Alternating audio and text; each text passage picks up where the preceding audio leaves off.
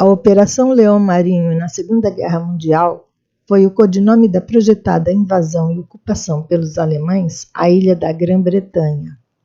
Mas antes os nazistas precisavam obter o domínio do ar e derrotar a Força Aérea Britânica, a Royal Air Force, a RAF. Assim, travou-se uma guerra no ar que ficou conhecida como a Batalha Britânica ou Batalha da Grã-Bretanha. A Segunda Guerra Mundial com certeza foi palco de atuação de muitos heróis, centenas, milhares, milhões. Mas hoje vamos aqui recordar um herói em especial, cuja presença foi fundamental na Batalha Britânica.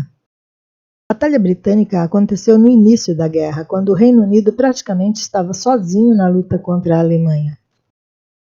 A batalha durou de julho a outubro de 1940 e foi fundamentalmente uma batalha aérea, comparável à luta entre o pequeno Davi e o gigante Golias. Golias, no caso, era a Força Aérea Alemã. Na época, a maior do mundo, bem treinada, equipada e motivada. A famosa Luftwaffe, comandada por Hermann Göring. E o pequeno Davi era a RAF, a Royal Air Force, a Força Aérea Britânica, um verdadeiro passarinho diante da águia nazista, numericamente inferior em praticamente tudo. E mesmo assim a RAF venceu a batalha sobre os nazistas. Foi um milagre? Talvez em parte. Na verdade, vários fatores contribuíram, como a capacidade de resistência dos britânicos incentivados por Winston Churchill, lances de sorte também e outros mais. Mas, nesse cenário todo, um herói foi fundamental. Neste caso, foi protagonista um herói improvável e inesperado. Esse herói improvável e inesperado que levou os britânicos à vitória viria a ser conhecido como radar. Radar. Isso mesmo. O radar foi o agente, uma novidade em termos de guerra que levou os britânicos à vitória na Batalha Britânica. E o homem por trás dessa tecnologia maravilhosa foi Robert Watson Watt.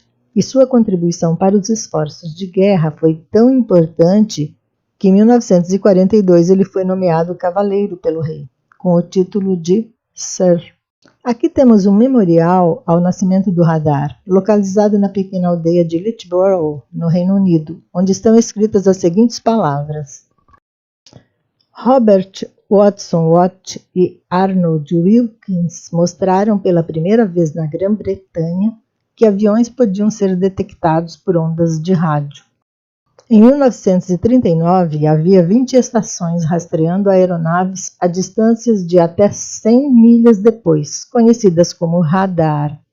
Foi esta invenção, mais do que qualquer outra, que salvou a Royal Air Force da derrota na Batalha da Grã-Bretanha. Dessa forma, os radares permitiram aos britânicos saber com antecedência que os aviões alemães estavam a caminho, detectando-os desde que saíam da França em direção à ilha. Assim, os heróicos Spitfires recebiam essa preciosa ajuda para combater o inimigo. Os alemães ficavam malucos. Até parecia que os britânicos sabiam quando eles viriam e os esperavam. E sabiam mesmo, graças ao radar. Ou seja, o radar contribuiu enormemente para quebrar as asas da águia alemã. Nessa época, os alemães, os japoneses e os americanos também estavam pesquisando tecnologias de radar, independentemente. Mas foram os britânicos que tinham feito um avanço espetacular ao desenvolver a válvula termoiônica magnetron, um transmissor de radar bem mais potente que seus predecessores. O memorial ao nascimento do radar localiza-se em Loughborough porque a primeira experiência foi realizada em um campo ali perto, através de duas antenas receptoras localizadas a cerca de 9 km de distância de uma das estações de transmissão de ondas curtas da BBC em Daventry. E o curioso é que os britânicos avançaram nesses estudos porque anteriormente havia chegado até eles uma informação da contra-espionagem segundo a qual os alemães estavam inventando um tal de raio da morte, através de ondas de rádio, que seria capaz de incapacitar um piloto de avião em pleno voo, aquecendo-lhe o sangue, ou seja, literalmente fritando-o. Robert Watson Watt era chefe de Arnold Wilkins, também citado no memorial, e eles formavam uma dupla fantástica que tentou descobrir que raio da morte era esse, mas acabaram considerando a ideia impraticável.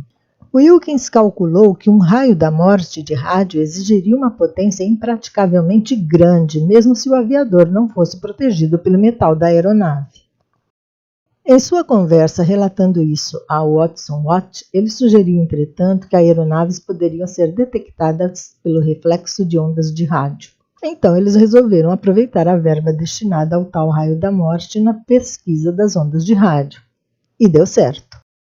Wilkins também forneceu todos os cálculos teóricos e seu sistema foi demonstrado em Loughborough, no chamado experimento de Daventry, em 1935, que detectou com sucesso uma aeronave a até 13 km de distância, refletindo ondas de rádio pela primeira vez na história.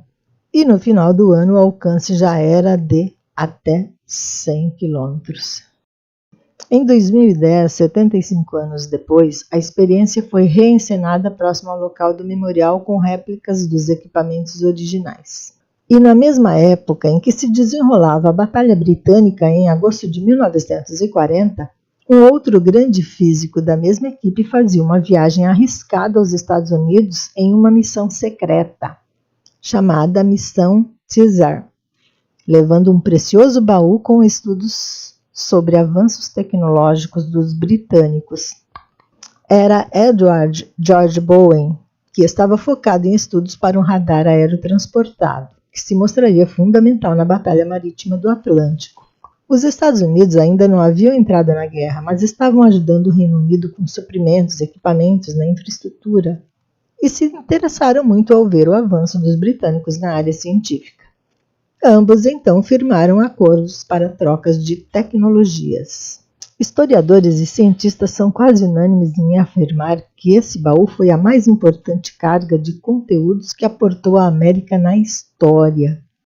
Além dessa fantástica tecnologia do radar, ele levava também na bagagem estudos britânicos sobre a viabilidade da bomba atômica, projetos de motores a jato, foguetes, supercompressores, miras giroscópicas, dispositivo para detecção de submarinos, tanques de combustível com alta vedação, explosivos plásticos e talvez a mais importante invenção da Segunda Guerra Mundial, que foi o funcional magnetron número 12. Um avanço na tecnologia de radares 1000 vezes mais eficaz que o melhor similar americano. A necessidade de compartilhar com os Estados Unidos devia-se não apenas às relações entre aliados, mas ao temor dos ataques alemães sobre os laboratórios do Reino Unido. Edward Bowen enfrentou uma tensa e longa jornada, primeiro num táxi, depois em um trem e finalmente de navio, com o baú de metal negro levando uma dúzia de protótipos de magnétrons que não poderiam em hipótese alguma cair em mãos dos nazistas.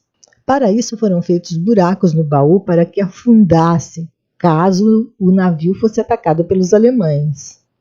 Felizmente deu tudo certo. Bowen apresentou o projeto aos cientistas do MIT, Instituto de Tecnologia de Massachusetts, que imediatamente montaram um laboratório para o trabalho. A tecnologia do radar foi sendo aperfeiçoada a tempo de ser aproveitada em outras fases da guerra, inclusive pelos próprios Estados Unidos no fronte do Pacífico, por exemplo. E o resto é história.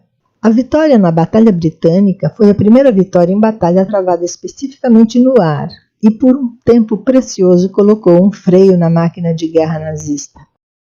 A Operação Leão Marinho, cujo objetivo era invadir e ocupar o Reino Unido, teve que ser adiada pelo Führer alemão.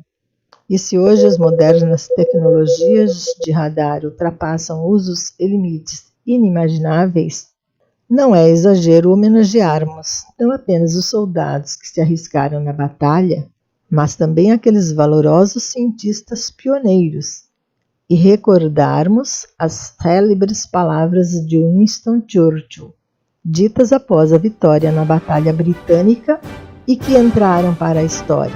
Nunca tantos deveram tanto a tão poucos.